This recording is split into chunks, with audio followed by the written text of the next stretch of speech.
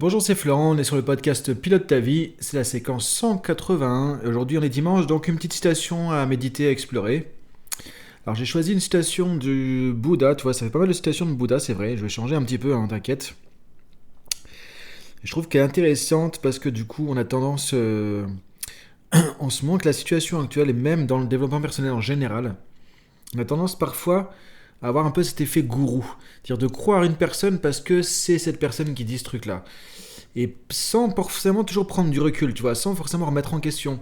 Parce que c'est telle personne, parce que la personne a un charisme, parce qu'il y a une certaine notoriété, une crédibilité, une légitimité.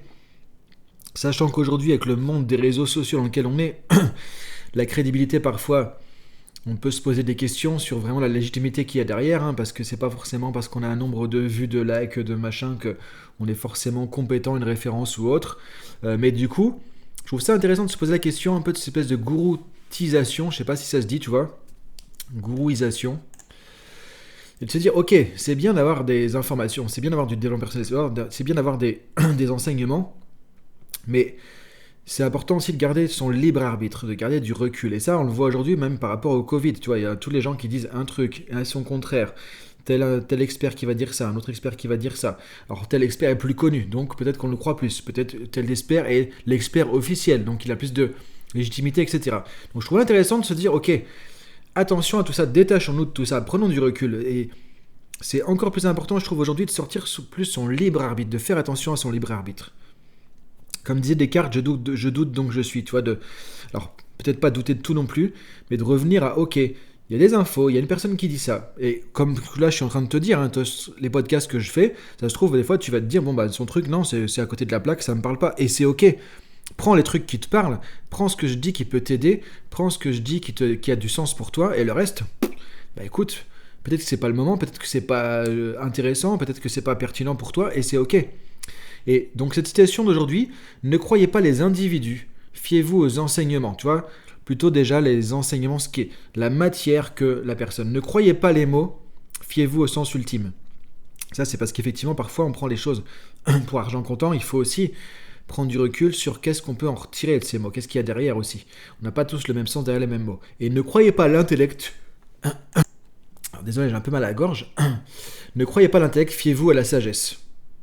Là, c'est une citation du Bouddha. Donc, ne croyez pas les individus, fiez-vous aux enseignements. Ne croyez pas les mots, fiez-vous au sens ultime. Ne croyez pas l'intellect, fiez-vous à la sagesse. Donc, d'aller voir en fait, est-ce que ça nous semble judicieux? Est-ce que ça nous semble sage? Quel est le sens vraiment derrière les mots de la personne? Et voir quels sont les enseignements derrière le fait que ce soit une telle ou une personne en particulier.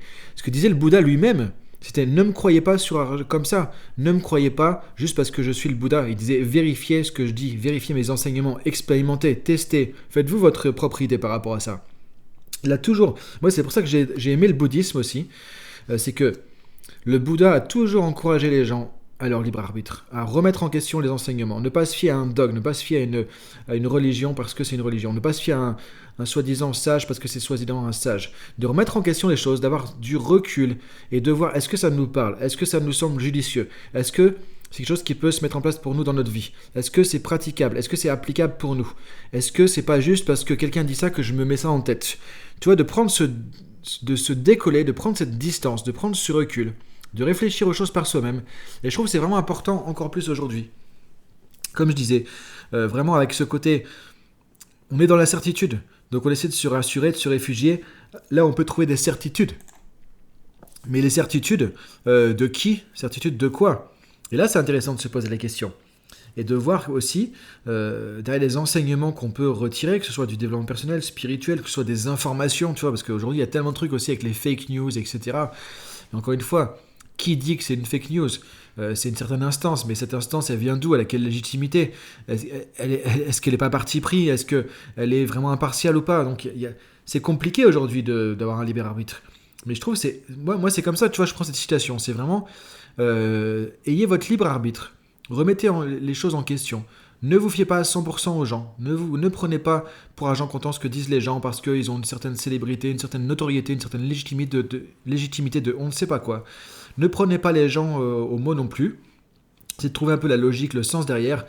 Ne croyez pas non plus trop le côté peut-être intellect, tu vois, là c'est le mental, donc c'est plus spirituel, mais ne pas prendre non plus son mental comme toujours référence et essayer de se fier à une certaine sagesse, peut-être son intuition. euh, et d'où l'intérêt de faire de la méditation pour débrancher la dernière partie de cette citation, pour développer, pardon, la dernière partie de cette citation. Donc moi je trouve que c'est intéressant de se dire, voilà, aujourd'hui, encore une fois, ça nous met en recul, ça nous met en position de spectateur. Tu vois, j'avais fait un podcast il n'y a pas longtemps, acteur et spectateur. Bah là on est sur le côté spectateur. Avant d'aller dans l'action, est-ce que ça me parle? Est-ce que c'est un enseignement qui me paraît judicieux, tu vois, de réfléchir à tout ça et de faire un peu le tri, tu vois, moi ce que j'aimerais c'est que tu puisses après ce podcast là, même si on fait un truc un peu rapide, tu vois, il n'y a pas 36 trucs à dire non plus là-dessus, hein, sans partir dans des choses trop philosophiques, mais c'est te dire, ok, finalement dans les trucs que j'écoute, dans les trucs que je lis, dans les trucs que je vois à la télé, je vois sur YouTube, dans les écrans, les tablettes, les machins, tout ça, parce que moi ce qui m'a encore choqué, je suis encore sous le choc, hein, j'ai lu un truc, je te dis, cette semaine, où l'américain moyen, entre guillemets, quand je dis américain moyen, c'est pas péjoratif, hein, c'est les études qui disent ça, donc une bonne partie des Américains, voilà, c'est pas pour dire qu'il est plus bête, que les Américains sont plus bêtes ou autre, hein, c'est pas ça que je suis en train de dire, c'est juste l'expression, hein, je rassure par rapport à ça, parce que je ne veux pas qu'on interprète mal mes propos.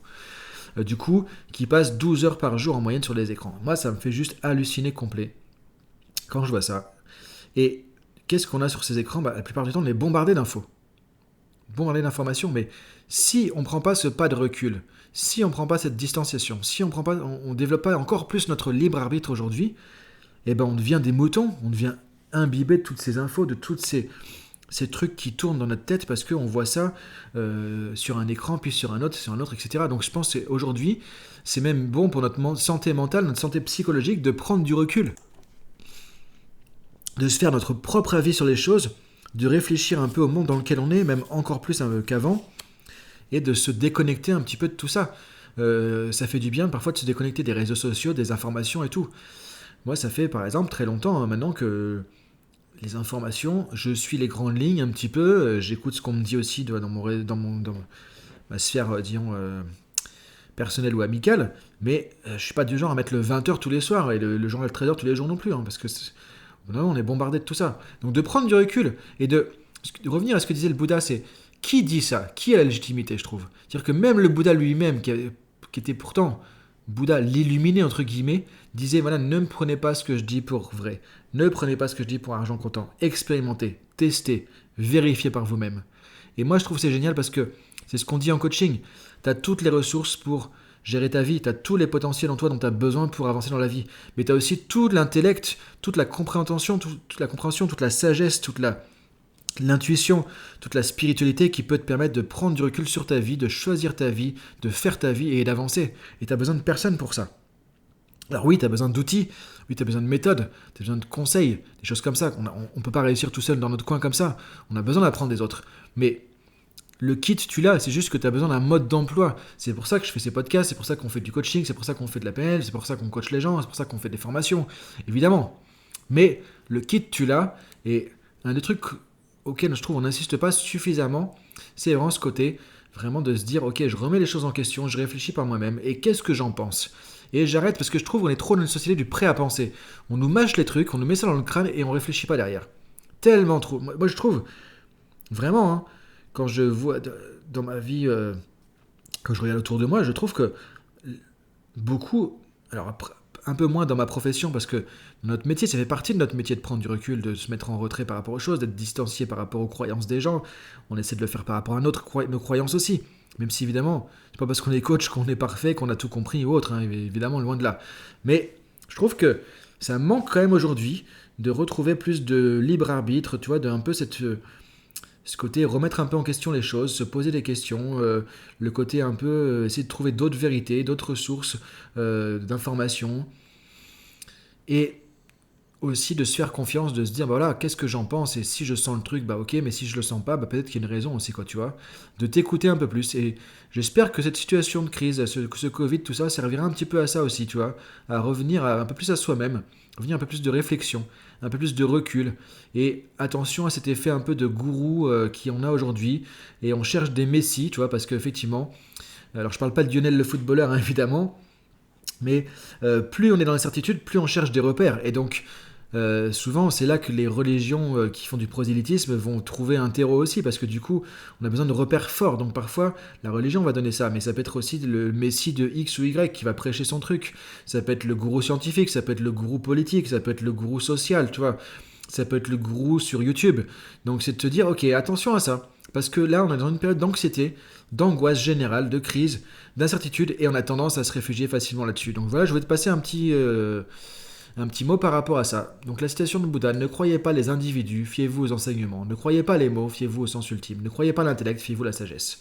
Voilà, je te laisse cogiter à tout ça. Je te dis à demain pour un nouveau podcast, une nouvelle dynamique pour la nouvelle semaine. Salut!